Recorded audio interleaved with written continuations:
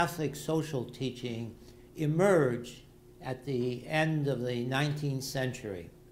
What brought it about? Someone like Father Andrew Greeley has called it the best kept secret in the Catholic Church. And by and large, it has not been all that well known, particularly and among the ordinary people in the Catholic community.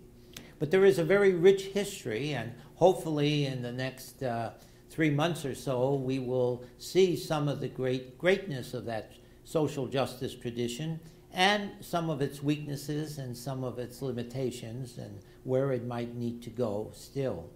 But I want to begin by saying, while in a sense formal Catholic social teaching began in the end of the 19th century, and we'll get into some of the reasons why that occurred, in effect there's been Catholic social teaching virtually from day one. Certainly if one looks at the patristic tradition, there is a very rich and varied discussion on issues of war and peace. That was one of perhaps the single most important question facing the Church in the first several centuries because of its presence first as a minority group, a kind of isolated, marginalized group within the Roman Empire, and then after the conversion of Constantine in 325, the dominant religion of the empire. But being involved with the empire raised for the early church some very significant questions about the extent to which the church, but especially individuals within the church, could go in collaborating with the empire, especially in its military adventures. And the early church fathers actually were quite split on that question. We'll go more into detail on that when we do the War and Peace lecture later on in this course. But there were certainly some who felt that Jesus had presented a very pacifist position to his initial followers, and therefore that had to be honored, and therefore no baptized Christian ought to join the Roman army. Others felt that people should not join the Roman army, but their reasons were more pragmatic, not so much theological, not so much based on the teaching of Jesus, as based on the realities of life within the Roman military, where emperor worship, for example, was mandated. And so it was a question of whether Christian soldiers could participate in the worship of the emperor and so on. And most said no. Nonetheless, there wasn't universal hostility to the adventures of the empire. In fact, any number of the church fathers blessed the emperor, said they were praying for him and for the success of the empire in terms of war and so on. So it's a mixed picture, but we'll do more on that. But when I just want to illustrate that even way back, as far back as the patristic era, social questions were being raised by important leaders in the church. Subsequent to that, and if for those of you who are in the course, I couldn't really mandate it for this particular class, but if you read the first chapter of the textbook for this course, you will get a nice summary history, particularly of the period prior to the emergence of the first Catholic social encyclical, Rerum Novarum, in 1891. So you can go through Thomas Aquinas, you can go through certainly the Franciscan tradition, all those traditions, all those great church leaders and religious movements did have a emphasis on social justice. So again, it's important to recognize that the more formal encyclical tradition, which began to develop in the latter part of the 19th century, did not come totally out of the blue. It was not a case of just something totally new, but it was an effort to, for the first time, systematize and provide a solid theological base for Catholic social teaching in general. Let me just make the remark that two things about Catholic social teaching at the beginning. First of all, it was very European-oriented. The first two social encyclicals were largely addressed to the social conditions that were affecting Europe. Secondarily, to North America, almost not at all to Asia, Africa, and so on. They were not in the picture. This, of course, was also a period of colonization, where oftentimes the church and the flag, whether the British flag, the Spanish flag, the Portuguese flag, went hand in hand. And it's not, in many cases, a very pretty picture about the church's role in colonization and so on. If you want to read, for example, about Latin America, there's a wonderful new book by John Lynch, which has gotten much attention, any number of reviews that will give you a whole history of the involvement of the church in the colonization of Latin America. But in terms of the encyclicals, the focus was, what are the issues facing the church primarily in Europe? And secondly, I think the important thing is to remember that the responses that were put forth by way of the social encyclical, particularly the first one, Rerum Novarum, in 1891, were an effort to try to preserve the situation of the church, which was deemed to be under attack in much of Western Europe, because the rise of socialism and even communism in much of Western Europe at this time posed a real challenge to the working class of Europe.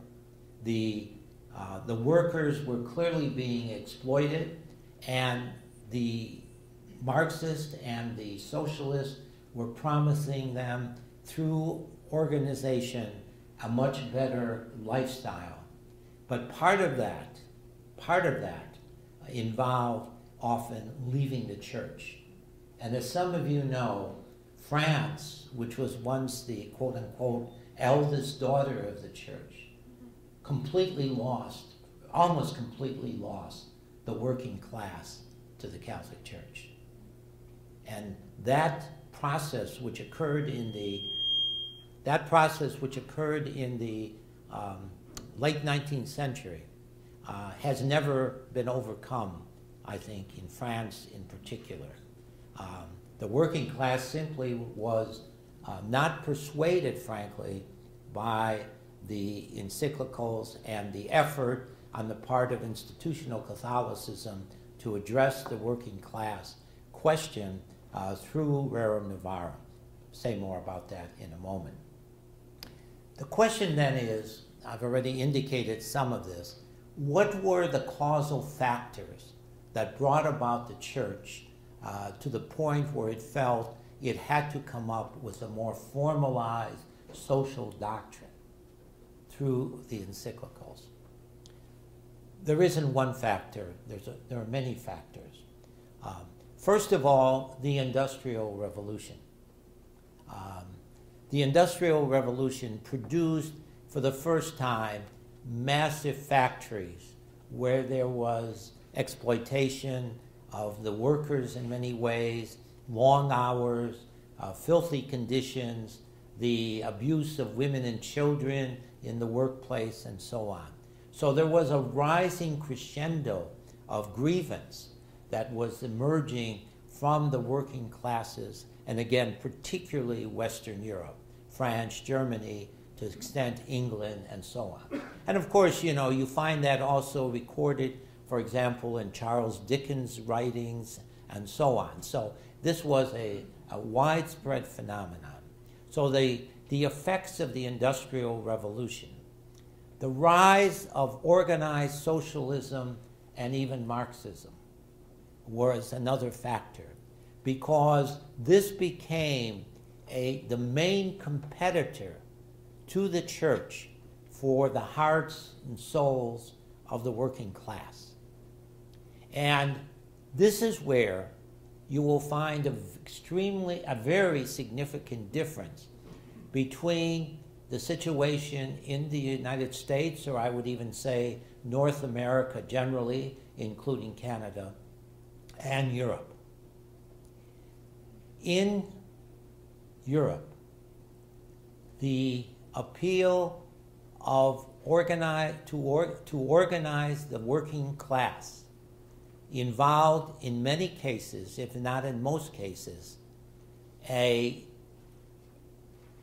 mandate, if you want, or at least an urging to leave the church as well. And many people from the working class were exiting the church at this time, and this certainly raised tremendous concern within the leadership of the Catholic Church in Europe. In the United States, the unionization movement, which included many Catholics and was led in some cases by Catholics, such as John L. Lewis, who organized the United Mine Workers, and included priests. For those of you who don't know the history, there were lots of priests who got their heads busted on the picket lines in Detroit over the automobile industry and so on. So one of the great differences between Europe and the United States in terms of the Catholic polity is the social makeup of European Catholicism over against American Catholicism. European Catholicism was largely controlled by the aristocracy. Most of the bishops and leaders of the church came from the aristocracy. And there was a very close link between the aristocracy, the monarchical order, and the Catholic Church. In the United States, almost none of this existed. By and large, the Catholic population was in the lower blue-collar class, whether in the mines, whether in the farms, or in the factories. The bishops of this country largely came from that same social class. So we did not have the tensions between the aristocracy and the working class anywhere near to the same extent here in the United States and Canada as well, as was present in Europe. As a sidebar, in Latin America, as the aristocracy and the monarchical order was losing its credibility, and the relationship with the church with that order was losing its credibility, it was largely replanted in Latin America. Where is the cathedral in most major Latin American cities? It's in the Zocalo, next to where? Next to the presidential palace, so on and so forth. So that whole social order, which in Latin America in many ways was not broken until the rise of liberation theology and so on, and the kind of social movements of the beginning in the 50s and 60s, and with Vatican II, with Medellin, and the important Latin American meetings of the bishops. Until that was broken, that old monarchical order that really dominated in Europe and was beginning to break down in Europe held sway in much of Latin America. Another important factor, and this is where I think most people here in the United States, including Catholics, are not terribly aware of this situation. The Catholic Church was a nation state for quite a number of years. The Papal States were a major state in Europe. What we tend to know now is this little fraction of the old Papal States that has survived in the name of the Vatican. But that's only a small, tiny remnant of what was the Papal States. And the loss, as a result of the Italian revolutions, the loss of the Papal States was a traumatic event for many European Catholics. We have no sense of this, I think, in North America or in other parts of the Catholic world. I'd have to say, if you read a book like one by Joe Holland, a lay Catholic scholar, about the Papal States, he would claim that the Papal States had among the worst human rights records of any country in Europe at the time. Now, no one had a very great record, I have to say that. But if you look at the situation of minorities, particularly in the Papal States, it was not a pleasant picture. But the loss of these Papal States, some would even say that the reason Vatican I proclaimed papal infallibility had to do with the loss of temporal power for the Pope. And it was a way of affirming spiritual power for the Pope now that he was bereft of temporal power. That is not something you can absolutely prove, but I think there was probably some kind of causal relationship there. But the loss of Papal States, overall, what was happening is that many in the leadership, the lay leadership, the episcopal leadership of the church at that time looked around out their window and saw society unraveling around them. You had the revolutions, the political revolutions of 1870, which brought new democratic forces into play. You had the loss, as I say, of the Papal States and the Italian Revolution and so on. So there was a sense, what's happening here, the whole structure of Europe is coming down. And in the minds of many of these people, this constituted a real threat to the future of Catholicism in Europe. Because many saw the link between Catholicism and the monarchical order, the aristocratic order, as so central that if the monarchical aristocratic order fell and was taken over by a more liberal democratic order, this would indeed be the end of Catholicism in Europe. So the question came up, what to do about this challenge? And one of the first people to address it was, he was not a cardinal at the time, but eventually became a cardinal, a French bishop who eventually became Cardinal Mermillod, M-E-R-M-I-L-L-O-D. He gave what turns out to be a rather prophetic address in 1868 to the upper classes of France.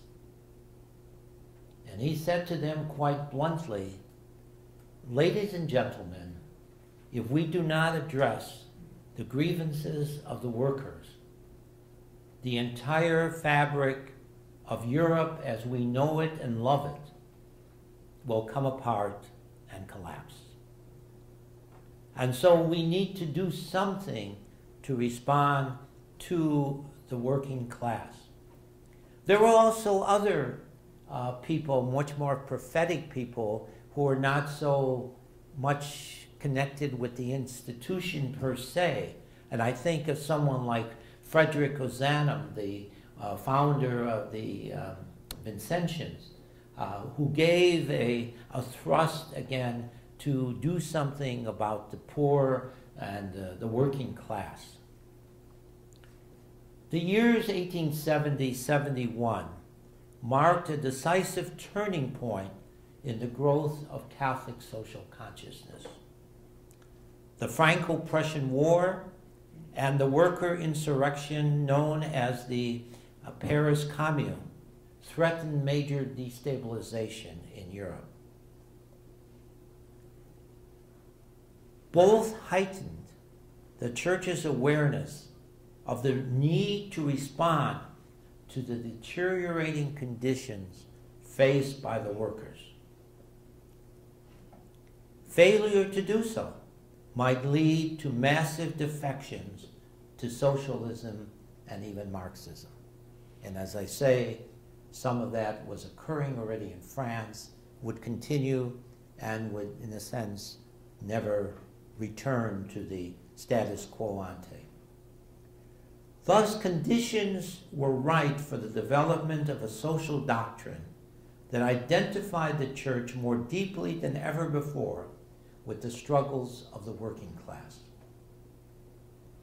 One early influential group founded in France to address this need was the Committee for the Formation of Catholic Workers' Clubs in Paris.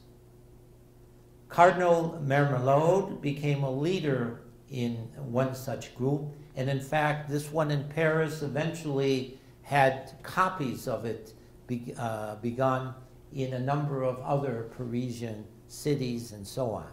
So these workers' clubs were the first effort by the working class, specifically out of a Catholic context, to produce some organization that could put political pressure for the improvement of the situation of the working class. Eventually, Cardinal Mermelot was called to Rome by Pope Leo XIII in 1881 to act as a consultant on church-state issues. Part of his task became working with the new Vatican-supported circle studying economic questions. The ideas expressed in Rerum Novarum, the first social encyclical, first saw the light of day in this group. So the emergence of what is called Rerum Novarum, the first social encyclical, was a gradual process that lasted over several decades. But it emerged initially from the small organized groups of workers and so on. Now, another step was taken from the standpoint of the Vatican when Leo XIII approved the creation of what it was called a Vatican Study Circle. This Vatican Study Circle was chaired eventually by Cardinal Mermelot and a Count, Franz Kufstein, from Austria. It was a study circle of upper echelon intellectuals, political leaders of some sort, economic leaders, and so on. Nobody from the poor classes need apply. This was not a grassroots group. This was essentially the upper echelon saying, how can we stem the tide and keep the working class in the church? Otherwise, not only will they leave the church, but the whole social system of Europe may collapse and we may go down with it. But nonetheless, you take what you can get, and this Vatican study group eventually came to be known as the Freiburg Union because they tended to meet in the city of Freiburg. Now, they were largely, they were a mixed group in terms of ideology. Some of them even had slight leanings towards socialism. But most of them were basically committed to the Thomistic tradition. They were committed to the monarchical order in Europe and so on. So they were in no sense overwhelmingly committed to a liberal democratic vision of society. I think they still basically regarded the French Revolution and the revolutions of 1870 as inimical to the well-being of the Catholic Church. But they did take their task very seriously. And they were aware that intellectual reflection alone could do little to better the condition of the working classes. They therefore committed themselves to pursue the enactment of international legislation reflecting the spirit of their deliberations. Cardinal Mermelot emerged as the real spiritual leader of this essentially lay Catholic group. They were almost entirely European. I think there was one American who did attend some of the meetings, but this was largely, almost exclusively, a European group, only making the point that the emergence of the Catholic social tradition was really focused on conditions in Europe. They had annual meetings between 1885 and 1891. They had strong supporters of the aristocratic tradition, together with a few people who tended to value more some of the new democratic models for society that were beginning to emerge. Certain questions assumed importance in their yearly discussions. The first had to do with the nature of a just wage and the proper role of the state in securing it. So in the initial phase of the development of Catholic social teaching, the economic question was central, primarily the question of a just wage and secondarily working conditions for the ordinary laborers. The second question was, to what extent should the state, the political authority, intervene to bring some of these horrible working conditions, including improper wages, to a better situation?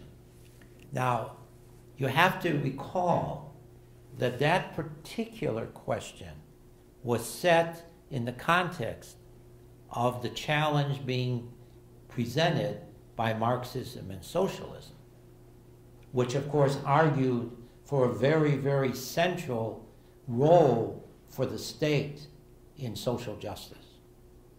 So the question about the role of the state from the standpoint of the Catholic perspective was certainly influenced by the wider discussion and challenge that socialism and Marxism were presenting to institutional Catholicism at this juncture in history. And so there was a lot of skittishness, there was a lot of hesitancy about endorsing the idea of any kind of state intervention into economic matters. There was also the question, to what extent should the workers be allowed to organize and protest their conditions? Fundamentally, that while there were some within the Freiburg Union who had greater sympathy for the rights of the workers to organize, most of them tended to say, what we have to do is make the entrepreneurs much more sensitive to the plight of the workers, and hopefully in their beneficence they will respond positively and make some appropriate changes. But again, they were very, very cautious about acknowledging a fundamental right of workers to organize. This is not in the tradition of organized Roman Catholicism, generally, to make that kind of affirmation. And so, you know, they realized that there were legitimate grievances. There was no question about that. They recognized that there were legitimate grievances, but their hope was that if they could persuade the entrepreneurial class, the management class, of the need to respond, it would alleviate the immediate social challenge and bring about some improvement in the rights of the workers, and therefore curtailed the outflow of Catholics into Marxism and socialism. So that was kind of their. They did feel that there had to be a greater consideration given to the just wage. They really preferred what they called freely negotiated contracts, believing that a contract that took all production costs into consideration would inevitably produce a just wage. But they did open the door to a validation of worker organization. The interesting thing is that even though the first social encyclical and even the second social encyclical, Quadragesimo Anno, 40 years after Rerum Novarum, were primarily oriented towards the European situation, I would argue that their greatest impact did not occur in Europe, but rather in North America. In fact, you might say, given the reason why they were doing this, to stem, at least in part, to stem the exodus of working class Catholics from the institutional church, the first two social encyclicals were rather a failure, especially in a country like France, where the working class simply said, this isn't sufficient, and we have other options, and we'll take those other options. Goodbye and good luck, you know. Whereas in North America, initially there was a lot of hesitation among many of the bishops about the initial efforts at union organizing.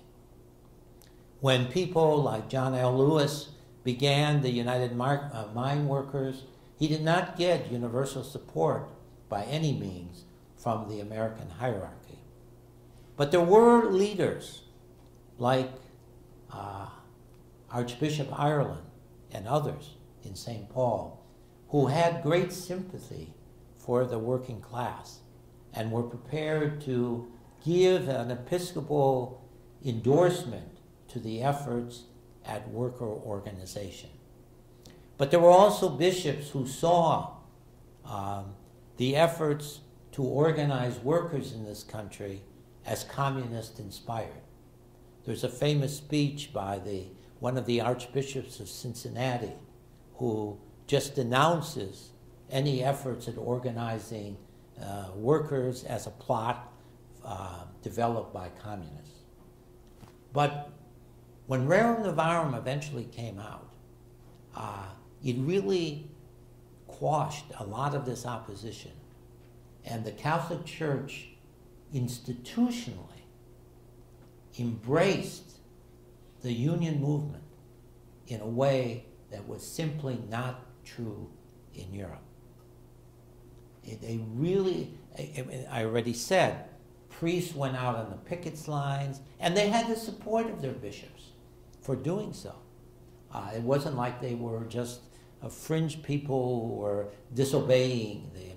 There was, in part because Catholics, by and large, were the working class. They were doing this for Catholic people. Well, this was not so true in Europe. And so it was viewed as something that was benefiting the large bulk of the Catholic population. The crisis in terms of Catholic social teaching in this country came when you had a shift right after World War II from an interest in helping the working class, who were largely or significantly Catholic, to coming out for justice for people who were largely not Catholic. And so when the racial issue emerged as the more dominant social issue, suddenly Catholics who had benefited from the involvement of the Catholic Church institutionally in the social question, whose lifestyle was raised from quite poor to somewhat poor to more middle class, suddenly became opposed in large measure to Catholic social teaching. And that represents, I think, a shift. But eventually, to go back to the origins, the Freiburg Union established a kind of what is called by commentators a middle course. They couched their recommendations very heavily in Thomistic philosophy. Why did they do that? Because Leo XIII was a very great lover of the philosophy, theology of St. Thomas Aquinas. Now you have to remember, it's somewhat surprising if you look at the social situation that the first social encyclical should arise under Leo XIII. For this was a very aristocratic man whose whole milieu was basically grounded in the aristocratic society of Europe at the time. Now, he was not a Pius IX. He did not come out so militantly against the social revolutions of the time and to condemn them. But nonetheless, he was very much of an aristocrat, and his whole inner circle was really dominated by people with aristocratic and monarchical tendencies. And for this man to embrace the notion of a social doctrine did represent a kind of quantum leap. But the way that the people in the Freiburg Union eventually convinced him to accept their recommendations, and it was the final document of the Freiburg Union which served as the basic foundation for what became Rerum Novarum. So the text of Rerum Novarum, as we have it, was really born in the discussions of the Freiburg Union over this period of years.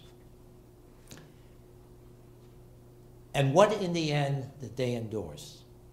In the end, I think they endorsed the same sort of basic values that resonated very much with Leo XIII and his immediate entourage.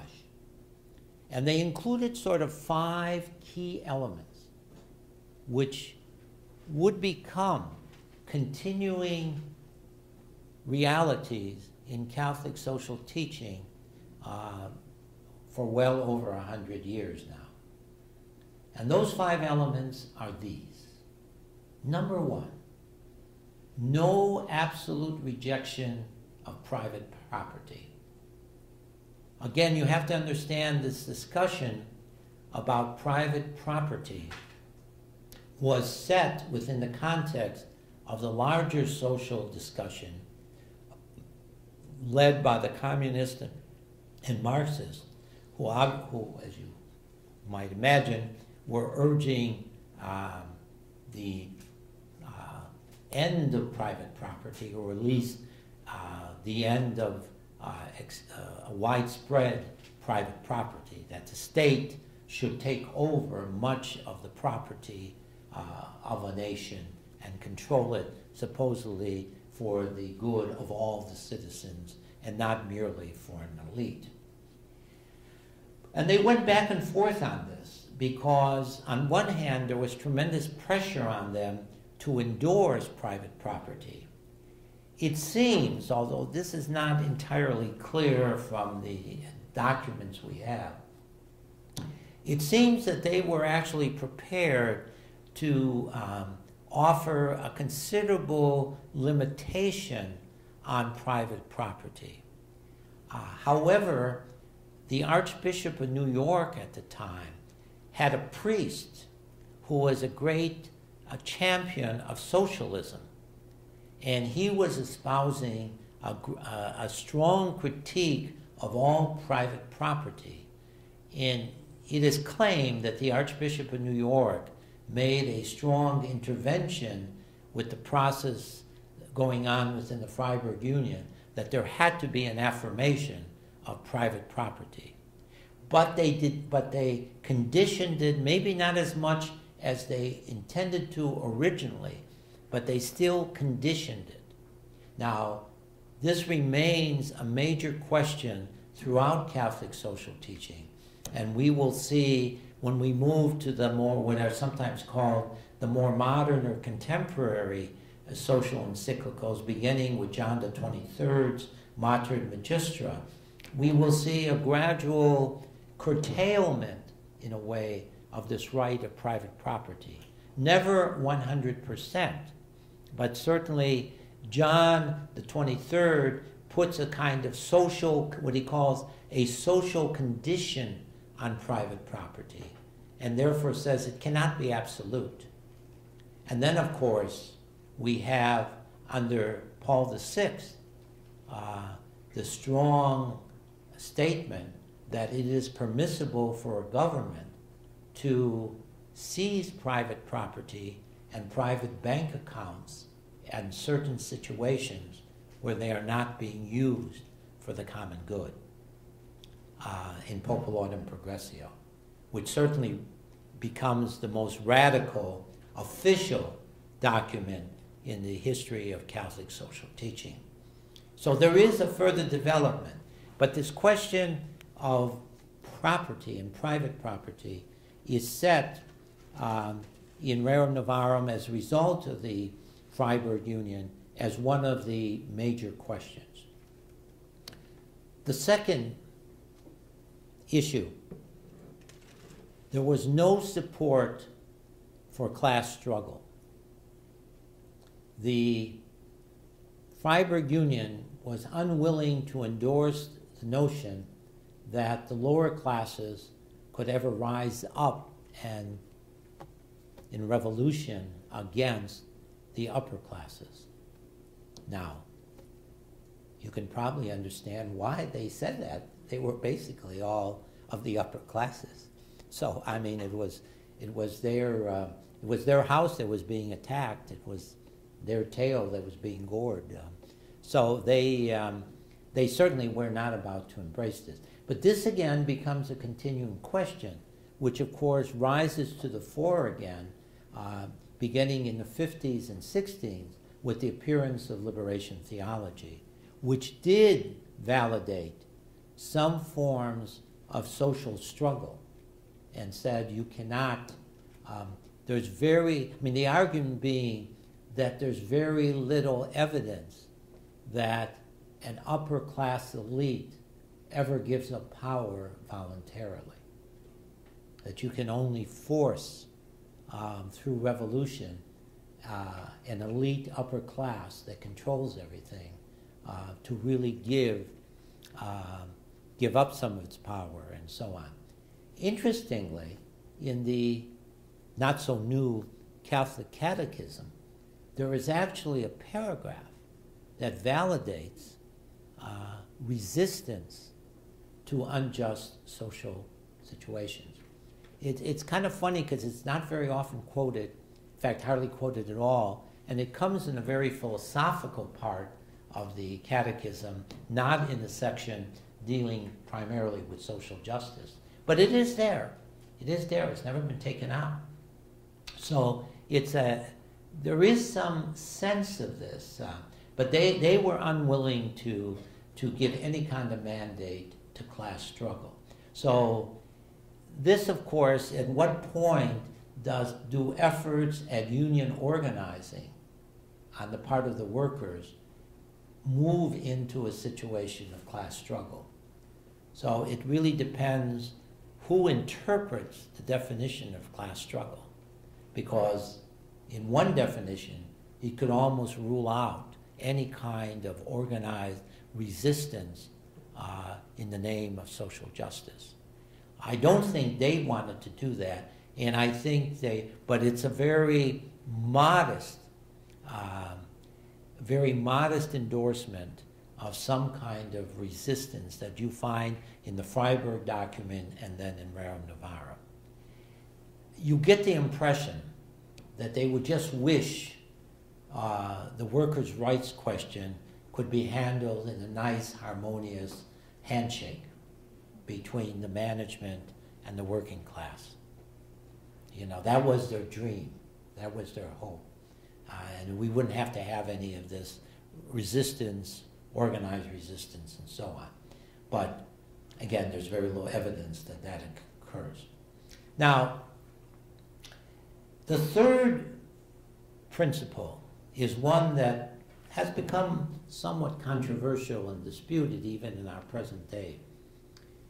There is no formal endorsement of capitalism in the Freiburg Union document and in Rerum Novarum. Now, some who are very critical of capitalism today will often say, well, you see, the early social encyclicals condemned capitalism. You get the other response from people like Michael Novak and others who have defended capitalism, that, well, they're talking about something different. They're not talking about capitalism as we know it today. Well, that could be discussed. The capitalism, of course, the liberal capitalism that was present at the time of the Freiburg Union and of Rerum Novarum was a pretty much unregulated form of capitalism.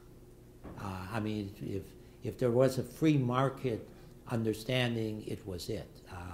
So there were no real controls and so on. And so, but capitalism was also, and this you have to remember, capitalism in the minds of the Freiburg Union and many in the Catholic Church was linked with Protestantism.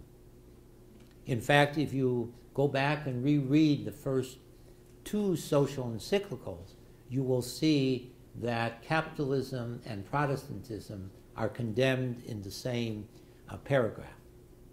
Now, that's one of the things that has changed after Vatican II. You no longer have this association of inherent association between capitalism and Protestantism. So the opposition to capitalism was in part, if you want to say, a non-ecumenical approach to the meaning of Christianity as much as it was to the principles of the capitalist system. But because they had sympathy also for workers' rights, they weren't about to endorse capitalism. So the question is whether their critique has any significance as we discuss the question of capitalism today. And this is where there's a great deal of controversy for the past 15, 20 years in Catholic circles about this question. Some saying, of course, that capitalism is the very best system for the economy, the one that can produce the greatest justice. Others saying, but it hasn't proven it can do that, and therefore we need to look to some alternate models. Clearly, I think, for example, when we get to John Paul II, John Paul II, on the issue of capitalism, was not a person who was going to get a ticker tape parade down Wall Street. He had some very, I mean, he did say that he thought of the various options out there, none of which were very good, that capitalism probably was the best starting point. But he was very firm in insisting that capitalism still was a long way from proving itself, particularly in terms of addressing the abject poverty today among so many people around the world. But again, we'll come back to that. But this discussion, which began with the Freiburg Union, has certainly continued in the Catholic Church in the 100 years or more since Rerum Novarum. The fourth principle is an interesting one, and again has had a more contemporary face to it. The Freiburg Union and Rerum Novarum pretty much endorse what has been called a preferential option for the rights of workers. Okay? Now, in more recent years, this has sort of emerged into something called the preferential option for the poor, which certainly one finds in some of the more recent papal statements from Latin America, Canada, and so on, that there's and certainly was very much at the heart of liberation theology's outlook on the social question. Now, I think one again has to put this somewhat in context.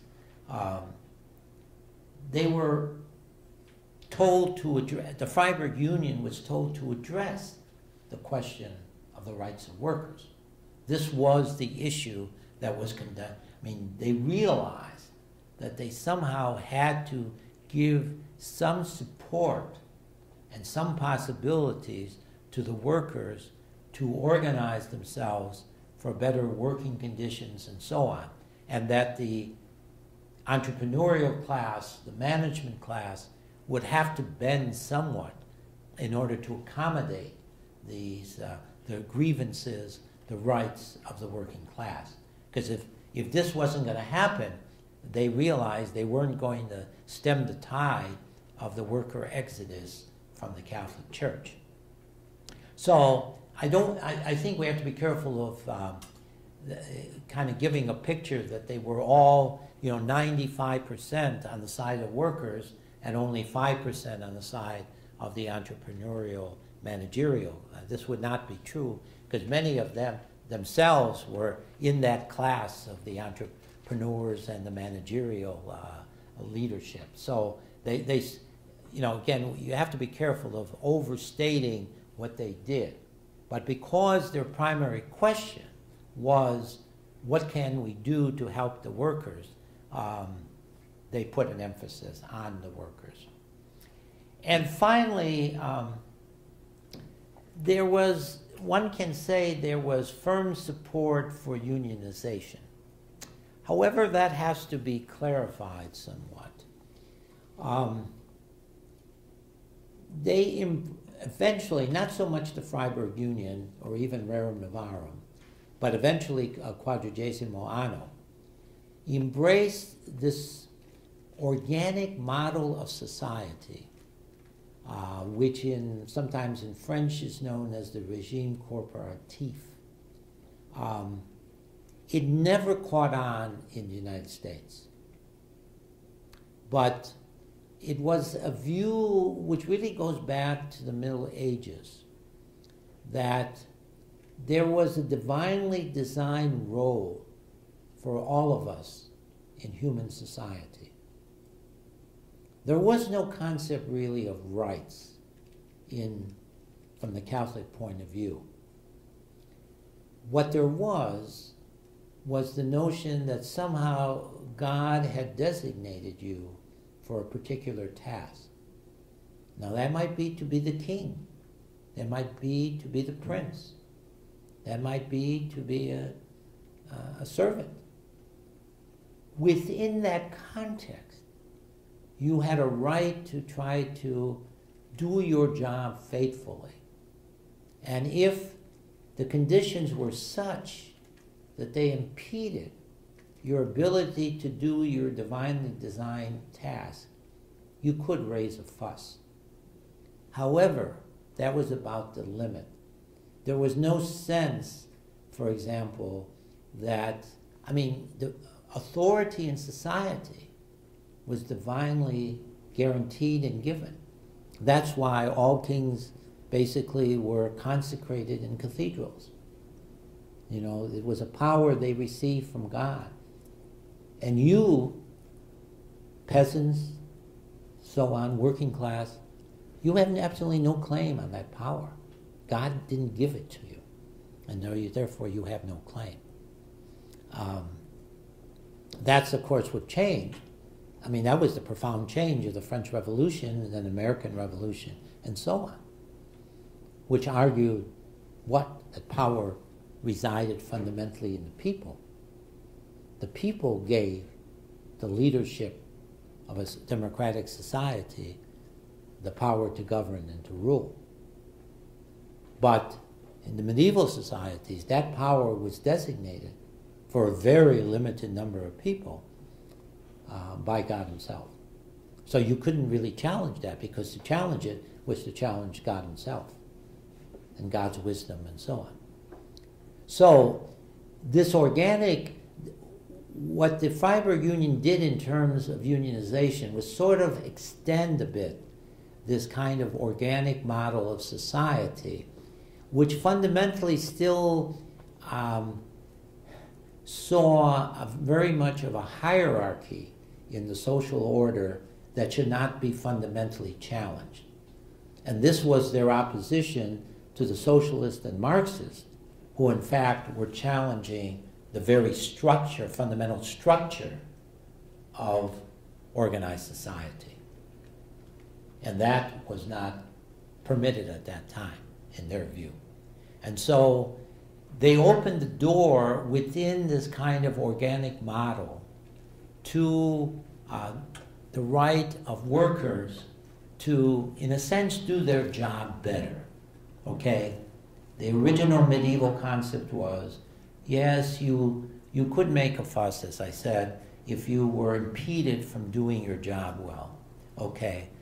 The argument being here that poor working conditions, using women and children in the factories and so on, having people work very long hours and so on, really impeded the dignity of work.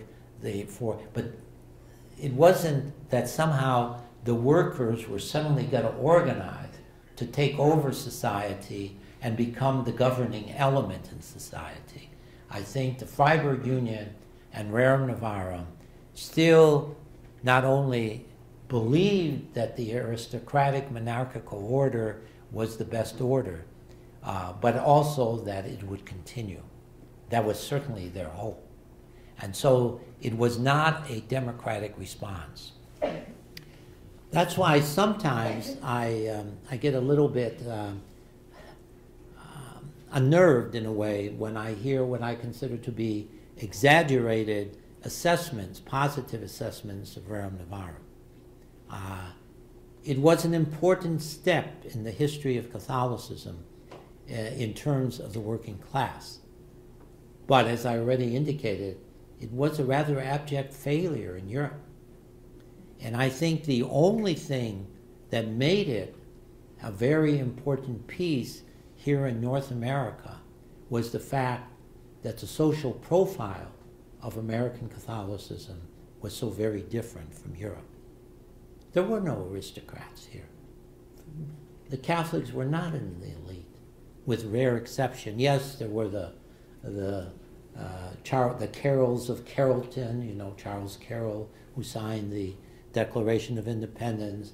Later there would be the Kennedys and so on. But they were a real exception.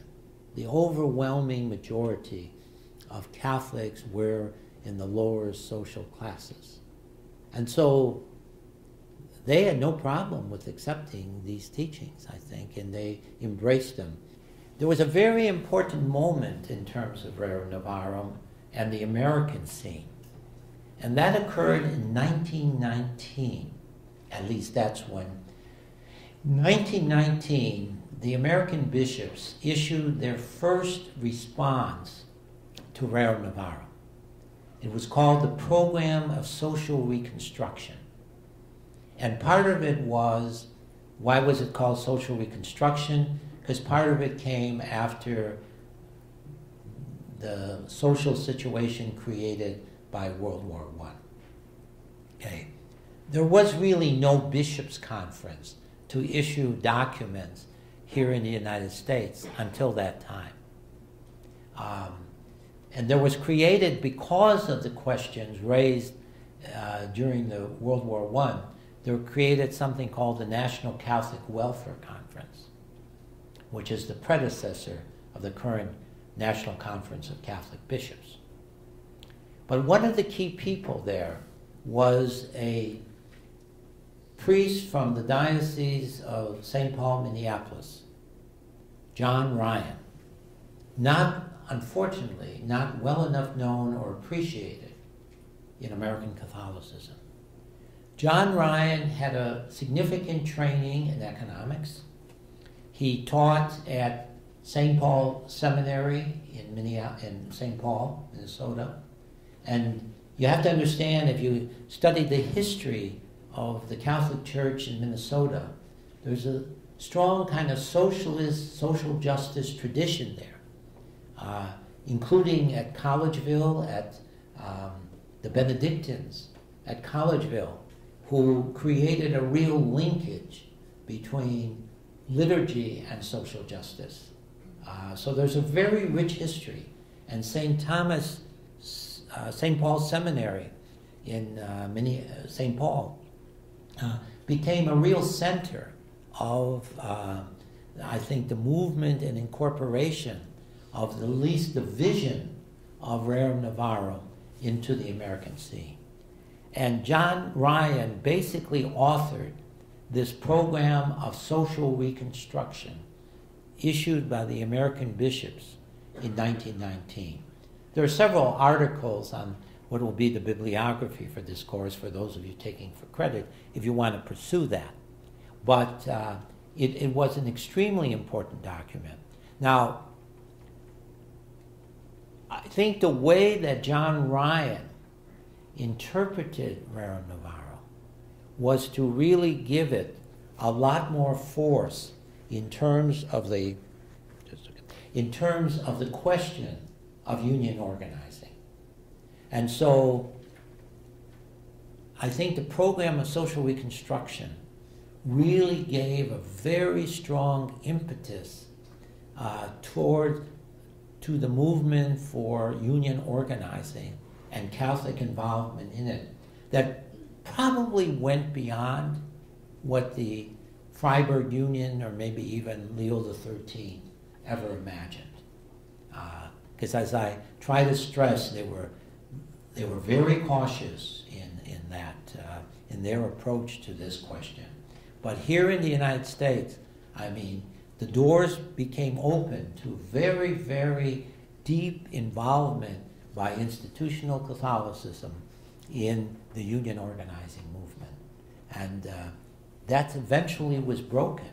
I mean, during the Vietnam era and so on, you had the development of a real clash between the Catholic Church and the union movement. You've had clashes over the rights of workers in Catholic hospitals and so on. And you've had, in some cases, most regrettably, in my judgment, the literal embrace of corporations involved in union busting by certain Catholic institutions. I was once at a meeting at the Bishops' Conference in Washington on ecumenical and interreligious affairs. And one floor above, Cardinal Kroll and other bishops were meeting with one of these union-busting firms. Complicated question. We faced it here for a long time in Chicago with the Resurrection Hospital situation. But clearly there was a real marriage at that time as a result of the program of social reconstruction between the union movement and the Catholic Church. Now, after World War II, with the rise of Catholic education and so on, Catholics became more socially diverse. You had the growth of an entrepreneurial class within the Catholic Church and so on. So obviously the situation, the questions would have to be discussed in a somewhat different way. Let me just say to end a word or two about Quadragesimo Anno. Quadragesimo Anno was issued 40 years after as a follow-up to Rerum Novarum. It basically endorsed some of the same views The organic model of society was still there, but I think people in the Catholic hierarchy were beginning to see that this so-called unique Catholic approach to societal models was just not going anywhere. As I say, John Ryan slightly mentioned it in this 1919 program, but there was never any discussion of trying to incorporate that model in the American context. The two things that really came out of Quadragesimo Anno was the strong endorsement of breaking up economic monopolies, which had risen. You remember Theodore Roosevelt as president tried to break down the large. So there was, you know, a strong critique of the concentration of wealth in American society in the hands of a few. Some of that, in fact, was coupled with the rise of something called the Gospel of Wealth. The Gospel of Wealth was a very explicit Christian endorsement of wealth, that wealth in a way was almost a sign of divine favor, okay? This wasn't too strong in Catholicism. It was much stronger in Protestant circles. But there were some Catholic preachers who proclaimed this. And this was, in a way, a kind of secondary goal of Quadragesimo Anno to undercut this kind of effort. But Quadragesimo Anno, much more clearly than Rerum Novarum, actually gave us one of the most consistent principles of Catholic social teaching, and that was the principle of subsidiarity. In other words, that the smallest effective unit in society should do the task rather than concentrate power in the government. You can understand why this emerged again in the context of socialism and Marxism and so on. It's been a bit of a political hot potato because it was used by some, including some within what I might describe as the Catholic conservative movement, to argue for almost no government intervention.